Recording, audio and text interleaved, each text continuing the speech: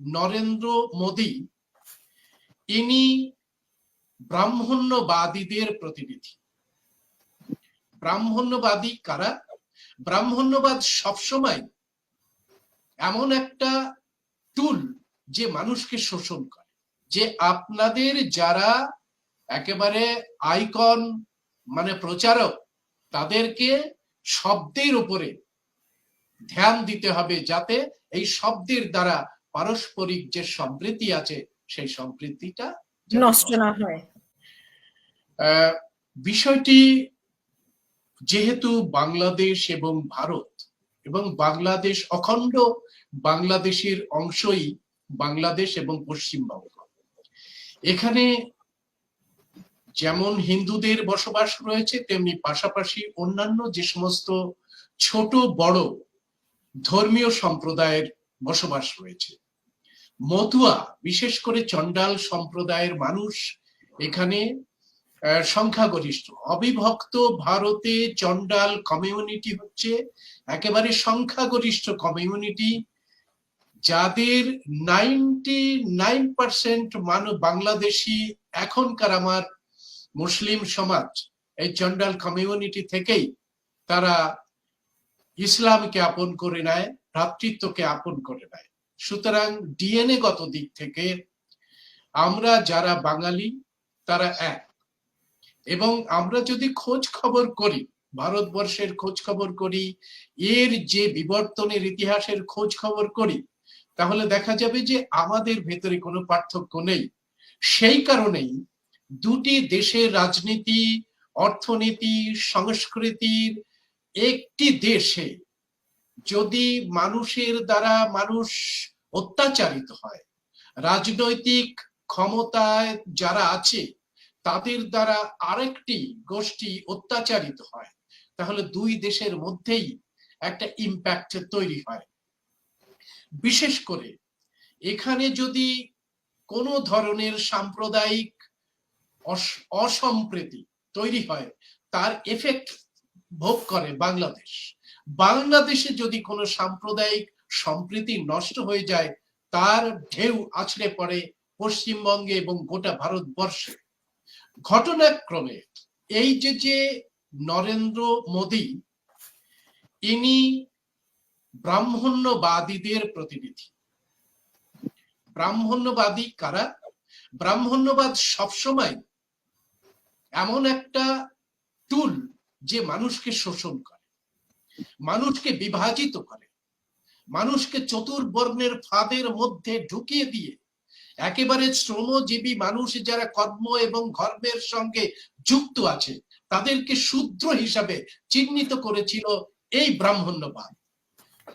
মাত্র ভারতবর্ষের 3.5% হচ্ছে এই ব্রাহ্মণ সম্প্রদায়ের মানুষ, কিন্তু তারা একটা মতবাদ দিয়ে চতুর্বর্ণের খোয়ার দিয়ে ব্যাপক সংখ্যক মানুষকে, এখন বলা হচ্ছে 80% মানুষ নাকি হিন্দু।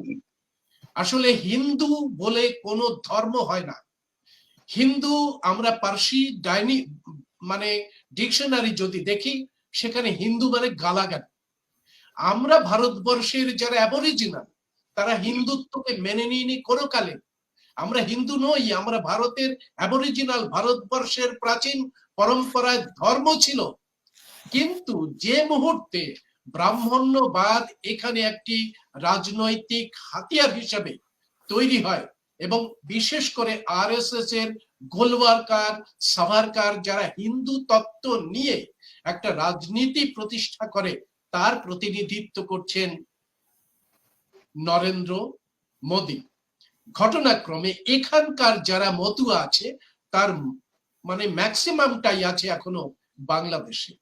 নরেন্দ্র মোদী এখানে মতুয়াদের কে মেলাইন করে বাংলাদেশের মতুয়াদের দ্বারা, আমি জানি না যে বাংলাদেশের মতুয়ারা যারা আছে, আমার মনে হয় যে তারা ওখানকার যে রাজনৈতিক পরিকাঠামো রয়েছে, ওখানকার যে সামাজিক পরিস্থিতি রয়েছে, ওখানকার যে ধর্মীয় আবহ রয়েছে, তার মধ্যে সম্প্রীতি রয়েছে। আমরা দেখেছি, আমরা যখন জসিমউদ্দিনের পড়াশুনো করছি, সজন বাদিয়ার ঘাট, নকশি কাঁথার মাঠ, তখন দেখছি একটি মুসলমান পরিবারের লাউয়ের ডগা হিন্দুর পরিবারের মধ্যে ঢুকলে তার জাত যায় না, বরং সম্প্রীতি তাতে বাড়ে। আমরা দেখেছি মুসলমান ভাইয়েরা হিন্দু বাড়িতে নাড়ু খেতে আসে। এই সম্প্রীতির ধ্বংস করা হচ্ছে হিন্দু মুসলমান পোলারাইজেশন করে। এটা শুধুমাত্র দুটো দেশের পক্ষে নয়, এক বাংলাদেশ ভারতের পক্ষ নয়, গোটা যে মানবাধিকার আছে, যে মনুষ্যত্বের একটা বিচারধারা আছে, সেই বিচারধারার একেবারে পরিপন্থী। মানুষের মধ্যে বিভেদ সৃষ্টি করা ভারতের নীতি নয়। এখানে গৌতম বুদ্ধের জন্ম হয়েছিল, তিনি দেখিয়েছিলেন প্রত্যেকটা জীবের মধ্যে তোমার আত্মীয়তা রয়েছে।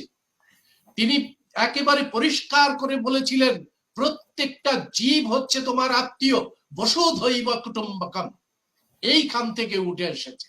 আর সেখানেই যদি চিহ্নিত করে দেওয়া হয় যে ভারতবর্ষের হিন্দু নারীদের মঙ্গল সূত্র কেড়ে, সেটা মুসলমান যারা বলেনি, প্রথম বলেনি, সেখানে বলছেন যে এটা ব্যক্তিগত নরেন্দ্র মোদীর বক্তব্য, এটা ভারতের বক্তব্য নয়।